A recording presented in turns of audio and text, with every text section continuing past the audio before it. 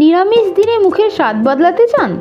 তাহলে আজই বানিয়ে ফেলুন দুর্দান্ত স্বাদের নিরামিষ তেল পটল। পটলের এই চেনা রেসিপিটি একটু অন্যভাবে বানালে বাড়ির সবাই এক থালা ভাত নিমেষেই শেষ করে দেবে। চলুন দেখে নিই ঝটপট এই রেসিপিটি।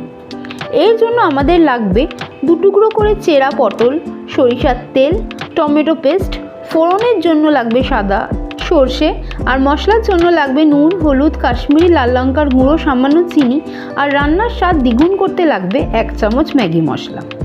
রান্নার শুরুতেই পটলে নুন আর হলুদ মাখিয়ে নিন। এবার কড়াইতে সর্ষের তেল ভালো করে গরম করে পটলগুলো দিয়ে দিন। পটলগুলো উল্টে পাল্টে বেশ লাল লাল করে ভেজে তুলে রাখুন একটি পাত্রে। এবার ওই তেলের মধ্যেই সাদা সর্ষে ফোড়ন দিয়ে সুন্দর একটা গন্ধ বেরোলে এতে 2 চামচ টমেটো পেস্ট দিন। টমেটোর কাঁচা গন্ধ চলে যাওয়া পর্যন্ত একটু নাড়াচাড়া করুন। এরপর নুন, হলুদ, কাশ্মীরি লাল লঙ্কার গুঁড়ো, সামান্য চিনি আর 1 চামচ ম্যাগি মশলা দিয়ে অল্প জল দিয়ে মশলাটি ভালো করে কষিয়ে নিন।